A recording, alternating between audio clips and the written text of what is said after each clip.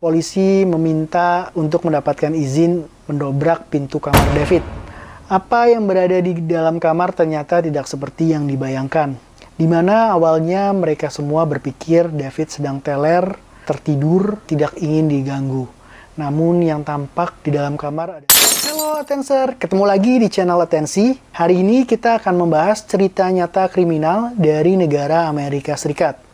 Di mana seorang istri juga seorang ibu dengan 2 orang anak wanita yang melakukan pembunuhan berantai kepada orang-orang di sekelilingnya. Bagaimana cerita lengkapnya? Apa alibinya hingga selama bertahun-tahun sulit diungkapkan dan bagaimana nasib keluarganya pada akhirnya? Sebelum kita bahas lebih jauh, perkenalkan nama saya Teguh Hakim, host dari channel Atensi. Yuk, mari kita bahas cerita lengkapnya. Come with me, lady, and turn off the lights. Karakter antagonis yang pertama kita perkenalkan adalah Stacey Castor. Lahir dengan nama Stacey Daniels di daerah Clay, kota New York pada 24 Juli 1967. Dia lahir dari keluarga middle class dan dari keluarga yang baik tanpa catatan kriminalitas apapun. Ayahnya bernama Jerry Daniels dan ibunya bernama Judy Eaton. Mereka berdua bekerja sebagai karyawan swasta. Sejak kecil, Stacey sudah terlihat menonjol di antara teman-temannya. Stacey memang dikenal sebagai anak yang cukup pintar. Stacey kecil bercita-cita menjadi seorang lawyer. Dia belajar di sekolah dan selalu mendapatkan nilai yang bagus. Pada tahun 1985, saat usianya 17 tahun, Stacey menghadiri sebuah pesta dengan teman-temannya. Kemudian pada saat di pesta itu, dia diperkenalkan dengan seorang pria bernama Michael Wallace. Pada pertemuan pertama ini, Stacey sudah merasakan love at the first sight atau cinta pada pandangan pertama. Nah, ngomong-ngomongin tentang love at the first sight, menurut para Attenser, apakah para Attenser percaya pada cinta pada pandangan pertama? Silahkan tulis di kolom komentar ya. Stacey pada saat itu melihat bahwa Michael merupakan seorang pria yang menonjol di antara para teman-temannya di pesta itu. Michael adalah pribadi yang suka bersosialisasi, kemudian Michael juga memiliki banyak teman, dan tampak terlihat sekali bahwa Michael adalah orang yang sangat percaya diri. Michael juga dikenal di kalangan para temannya merupakan pribadi yang suka berpesta. Sejak pertemuan pertama itu, Stacey sudah yakin dalam hatinya bahwa Michael kelak akan menjadi suaminya nanti. Mereka pun mulai suka bertemu, berpesta bersama, dan melakukan hal-hal yang menyenangkan bersama seperti layaknya seorang pasangan ya, yang sedang mabuk asmara. Mereka berpacaran selama kurang lebih 2 tahun. Kemudian mereka melahirkan putri pertama mereka yaitu Ashley pada tahun 1987. Setahun kemudian pada tahun 1988 mereka pun menikah secara resmi di rumah orang tua Stacey. Pernikahan diadakan secara meriah walaupun diadakan di rumah pribadi. Semuanya tampak senang dan merestui hubungan mereka. Ibu Stacey sampai mengatakan bahwa putrinya itu terlihat menjadi orang yang paling bahagia di dunia pada saat pernikahan. 3 tahun setelah resmi menikah, mereka pun dikaruniai putri kedua yang diberi nama Amber. Amber lahir pada tahun 1991. Stacey selain menjadi IRT atau ibu rumah tangga, Stacey juga bekerja pada perusahaan ambulans sebagai dispenser. Sedangkan Michael bekerja sebagai engineer dan Michael ini sering melakukan shift malam. Mereka bekerja tanpa henti untuk memenuhi kebutuhan keluarga kecil mereka. Perbedaan waktu kerja ini mungkin menjadi awal keretakan dan menyebabkan hubungan keluarga ini menjadi kurang harmonis. Ditambah lagi Amber yang merupakan putri yang paling muda menjadi anak kesayangan Michael. Kondisi ini menyebabkan Stacey memfokuskan perhatiannya kepada Ashley yang merupakan putri pertama mereka dan menjadikan Ashley ini sebagai layaknya seorang sahabat. Seiring berjalannya waktu, hubungan keluarga ini pun menjadi semakin panas, semakin memburuk, hingga akhirnya berada di ujung perceraian. Bahkan menurut tetangga-tetangga di daerah mereka tinggal beredar rumor bahwa mereka saling memiliki hubungan seksual dengan orang lain. Namun tampaknya Stacy merasa sangat tersakiti dengan kondisi mental dan finansial dalam keluarga ini, di mana kondisi finansial dalam keluarga ini masih belum stabil ya. Pada awal November 1999, Stacy akhirnya berkonsultasi dengan temannya untuk rencana perceraiannya dengan Michael. Namun temannya menenangkan dia dan memintanya untuk mengurungkan niat untuk perceraiannya tersebut. Karena pada saat itu akan menjelang libur akhir tahun, sehingga harapannya tidak mengganggu dan menyakiti perasaan putri-putri mereka. Kondisi ini menyebabkan Stacy lebih pemarah dan galak kepada anak-anaknya dan sering menghukum anak-anaknya lebih banyak dibandingkan ayahnya. Pada awal Desember, Michael Wallace tiba-tiba jatuh sakit karena demam yang tinggi, sakit kepala, dan selalu merasa pusing, sehingga banyak menghabiskan waktunya di tempat tidur. Saat itu dia pun pergi ke dokter dan dokter meresepkan dia obat infeksi telinga. Dokter memintanya untuk beristirahat penuh hingga kondisinya pulih.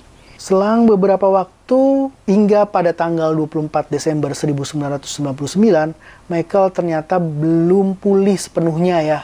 Michael pun harus menghadiri makan malam Natal di rumah ibunya. Pada saat makan malam Natal di rumah ibunya, adik Michael melihat kakaknya ini tampak sangat lesu, pucat, dan juga wajah dan tangannya bengkak-bengkak ya.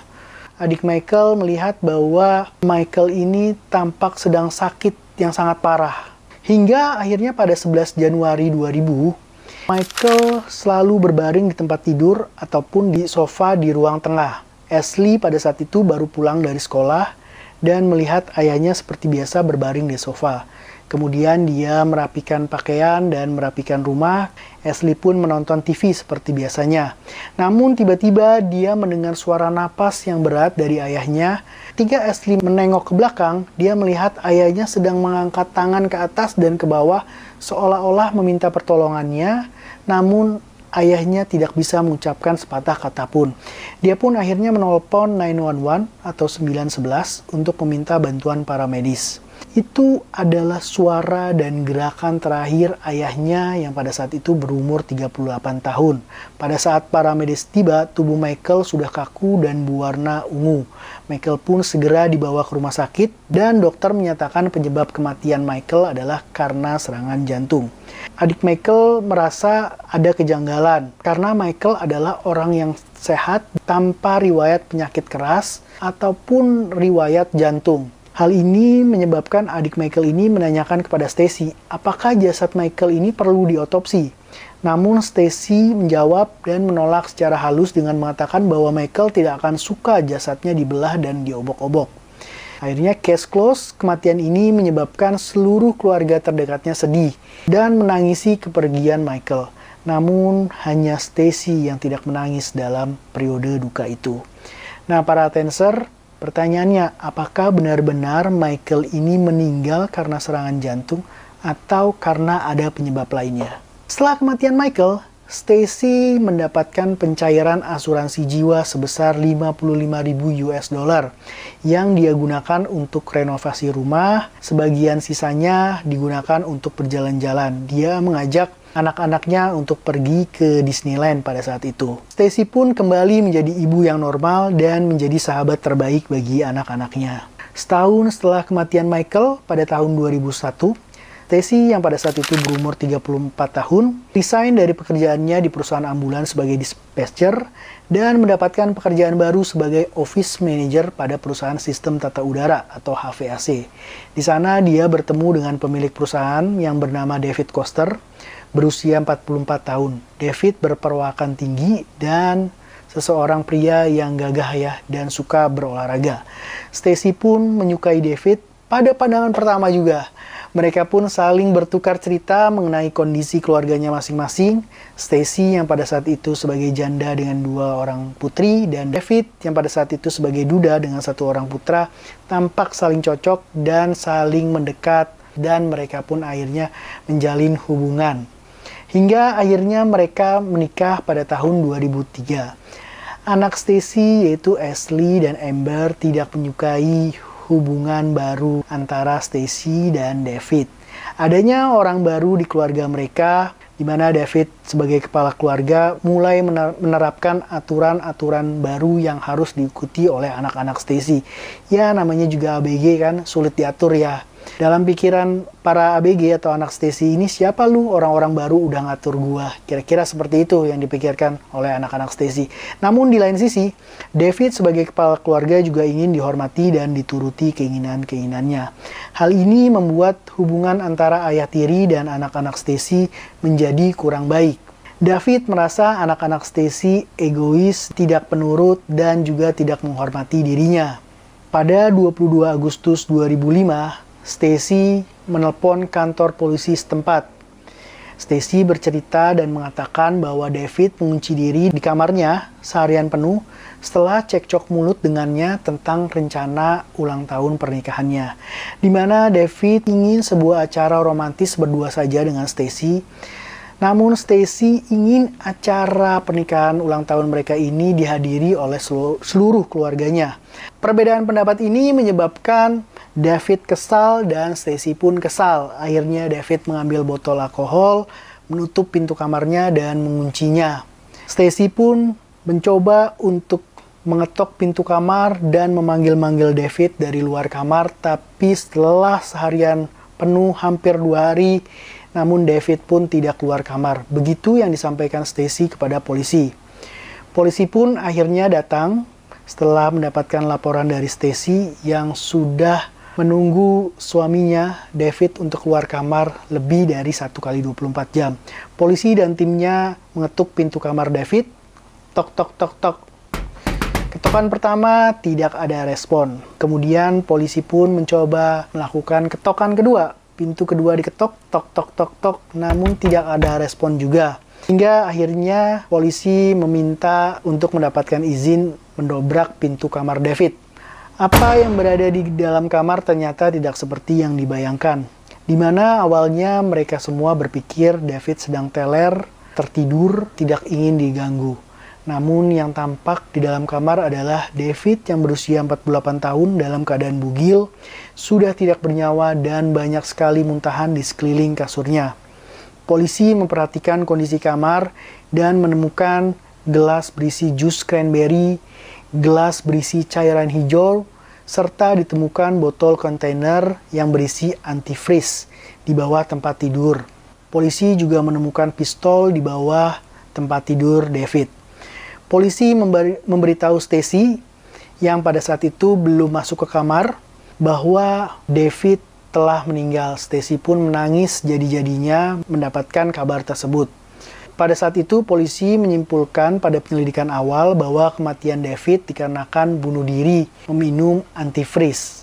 Para Tenser, pertanyaannya apakah David benar-benar bunuh diri atau David diracuni? Nah, pertanyaannya apakah David benar-benar bunuh diri? Kemudian kalau bunuh diri, yang ditemukan kan ada botol antifreeze dan juga pistol. Kenapa David lebih memilih menggunakan antifreeze ketimbang menggunakan pistol? Nah, para Tenser, buat yang belum tahu apa itu antifreeze, antifreeze adalah cairan etil glikol yang biasa digunakan untuk mesin radiator, di mana fungsinya itu adalah untuk mencegah air radiator membeku dengan menurunkan titik bekunya. Antifreeze ini biasa digunakan oleh orang-orang yang berada di lingkungan yang dingin. Cairan ini digunakan pada mesin-mesin radiator mereka. Antifreeze ini memiliki berbagai warna tergantung dari pabrikannya. Dan yang paling istimewa, antifreeze ini memiliki rasa yang manis dan dapat larut secara menyeluruh jika dicampur dengan soda, jus, ataupun cairan pemanis. Sehingga ini dapat menjadi racun yang mematikan tanpa terdeteksi dan rasanya manis. Hati-hati ya para Tenser, jangan menggunakan cairan ini. Oke. Nah, salah satu detektif yang melakukan penyelidikan dari kematian David ini, yaitu detektif Dominic Spinelli, merasa ada kejanggalan pada kematian ini. David, sebagai pemilik perusahaan sistem tata udara, tentunya sangat paham sekali efek dari antifreeze. Detektif juga menemukan beberapa kejanggalan seperti ditemukannya 3 sidik jari pada gelas yang berisi antifreeze, namun tidak ditemukan sidik jari sama sekali pada botol antifreeze. Kemudian di dapur, polisi juga menemukan adanya bungkusan ayam kalkun yang masih utuh namun dibuang di tong sampah. Hal ini menyebabkan detektif Spinelli merasa ada kejanggalan karena biasanya orang Amerika itu sangat suka daging ayam kalkun dan tidak membuang daging ayam kalkun yang baru dan belum dicicipi ke tong sampah. Akhirnya detektif Spinelli pun melakukan tes DNA pada daging ayam kalkun itu dan ditemukan adanya DNA David, sehingga meningkatkan kecurigaan detektif Spinelli terhadap kematian ini. Nah, pertanyaannya, apakah Stacy meracuni David? Pada saat itu, polisi belum bisa menahan Stacy. Apalagi Stacy pada saat kejadian tersebut mengatakan bahwa David ini akhir-akhir ini sangat depresi karena baru kehilangan ayahnya.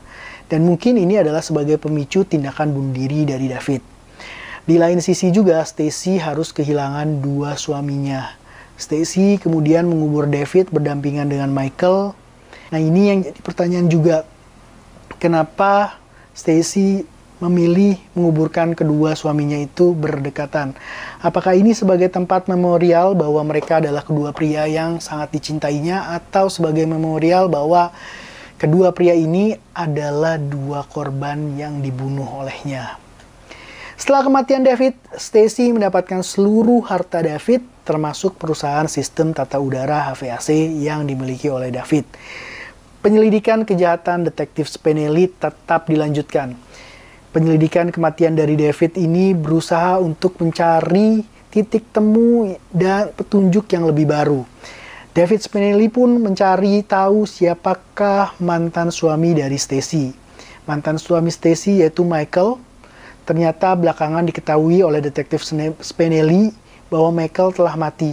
Namun tidak ada hasil otopsi atas kematian Michael. Dia pun makin merasa kejanggalan ini semakin lama semakin besar dan makin tertantang untuk menemukan titik terang kasus ini. Spinelli akhirnya memerintahkan timnya untuk melakukan penyadapan pada telepon Stacy, menaruh kamera pada dekat rumah Stacy, dan menempatkan kamera pada kuburan David dan Michael. Wah, totalitas banget ya kerja dari polisi dan detektif di Amerika. Spinelli berharap dapat menemukan bukti tindakan maupun ucapan Stacy yang dapat menjadi petunjuk yang kuat. Tapi, para Tenser, kenyataannya detektif ini sama sekali tidak menemukan petunjuk yang kuat. Fakta yang bisa diungkap hanyalah Stacy tidak pernah mengunjungi kuburan kedua suaminya itu. Dengan berbagai cara, akhirnya pada 5 September 2007, Spinelli dan timnya mendapatkan izin untuk menggali kuburan Michael dan melakukan otopsi. Dari hasil laporan toksologi ditemukan pada tubuh Michael, ditemukan adanya antifreeze pada tubuhnya. Nah, Michael ini adalah suami pertama ya, yang pada awalnya itu diduga mati karena serangan jantung. Nah, dari hasil laporan toksologi ditemukan bahwa adanya antifreeze. Antifreeze ini masih bisa ditemukan pada tubuh orang yang meninggal walaupun sudah bertahun-tahun lamanya. Dari hasil temuan ini pada 7 September 2007, Stacy pun kembali dilakukan interogasi. Salah satu pertanyaan pada saat sesi interogasi adalah Spinelli menanyakan, "Apakah kamu ingat gelas mana yang kamu tuangkan jus cranberry?" Sambil memperlihatkan foto kedua gelas tersebut. Stacy pada saat itu menjawab, "Ketika itu aku menuangkan antifreeze." Namun Stacy pun menghentikan ucapannya dan mengatakan, "Maksud saya menuangkan jus cranberry." Detektif pun membalas, "Apakah Anda tadi baru mengatakan antifreeze?" Stacy pun merasa detektif menyudutkannya dan tidak mau melanjutkan interogasi. Sehingga interogasi pun tidak dapat dilanjutkan. Pada 12 September 2007, Ashley, putri pertama Stacy, menghadiri hari pertama di sekolahnya.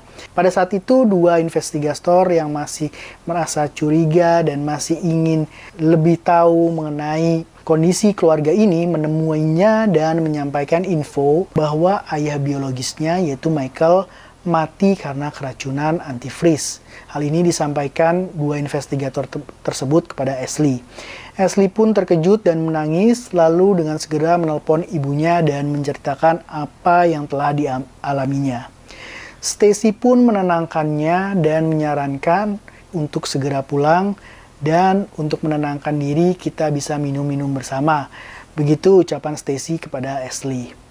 Kemudian mereka pun setelah pulang, mereka meminum minuman alkohol bersama-sama, dan pada 13 September 2007, Ashley pun bangun dengan kondisi masih mabuk dan harus pergi ke sekolah kembali.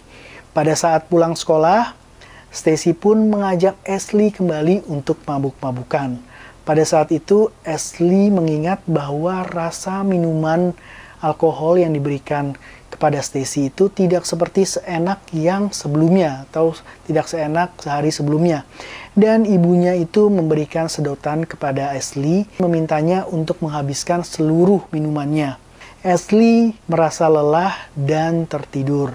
Pada 14 September 2007, besok paginya Amber Wallace menemukan kakaknya sedang kesulitan bernapas. Kemudian hal ini disampaikan kepada ibunya untuk menelpon 911. Stacy menyampaikan kepada petugas 911 bahwa Ashley telah meminum banyak alkohol dan meminum banyak pil narkotika. Stacy juga seperti lebih kelihatan menegaskan bahwa ada surat bunuh diri yang dibuat oleh Ashley ketimbang menyampaikan kondisi putrinya kepada petugas 911. Surat bunuh diri ini mengungkapkan bahwa Ashley lah yang telah membunuh ayah kandung dan ayah tirinya. Ashley kemudian dibawa ke rumah sakit dan dilakukan penyelamatan oleh para dokter di sana. Ashley akhirnya tersadar di rumah sakit. Dokter yang memeriksanya mengatakan ditemukan banyak kandungan narkotik di tubuhnya dan jika terlambat saja 15 menit dari penanganan, dia akan mati. Detektif yang selalu menjaga Ashley di rumah sakit kemudian menanyakan, "Apakah kamu membuat surat bunuh diri dan mengaku telah membunuh ayah kandung dan ayah tiri juga?" Ashley yang pada saat itu baru siuman tidak mengerti apa yang sedang dibicarakan. Ashley pun segera menjawab bahwa dia tidak pernah membuat surat bunuh diri. Akhirnya pada hari itu, Stacy Kester pun ditangkap di rumah sakit yang sama di mana Ashley dirawat, dan Stacy Kester ini dituntut karena pembunuhan terhadap David Kester dan percobaan pembunuhan terhadap putrinya yaitu Ashley. Pada 25 September 2008 sampai 5 Maret 2009 dilakukan persidangan pada Stacy Kester. Stacy Kester di dalam persidangan selalu mempertahankan argumennya bahwa Ashley lah, yaitu putrinya, yang bertanggung jawab atas kematian David. Kemudian Ashley juga telah melakukan percobaan bunuh diri. Itu argumen yang disampaikan di hadapan para hakim. Namun Stacy tidak dapat menyangkal banyak bukti yang disajikan di pengadilan. Salah satu bukti yang kuat yaitu bukti forensik komputer di rumah mereka, di mana ditemukan fakta bahwa surat bunuh diri tersebut disimpan terakhir pada tanggal 12 September jam 2.27 PM atau jam 2.27 siang di komputer milik Stacy. Di saat itu, kedua putrinya itu sedang tidak berada di rumah karena mereka sedang bersekolah. Hal ini menjadi bukti yang kuat bahwa surat bunuh diri tersebut dibuat oleh Stacy. Majelis hakim pun akhirnya memutuskan Stacy diputuskan bersalah dan dijatuhi hukuman 51 tahun penjara. Demikian cerita mengenai Stacy Kester, seorang ibu dan juga seorang istri dari kedua suami yang telah dibunuhnya dengan diracuni menggunakan antifreeze. Bagaimana menurut pendapat para atenser mengenai cerita ini? Apa yang kalian lakukan kalau di posisi sebagai anak Stacy ataupun sebagai suami Stacy? Dan bagaimana mencegah hal itu bisa terjadi? Tulis di kolom komentar ya. Dan buat kalian yang suka dengan video-video di channel ini, jangan lupa like, subscribe, agar channel ini terus berkembang. Sampai jumpa di video selanjutnya. Waalaikumsalam warahmatullahi wabarakatuh. Bye.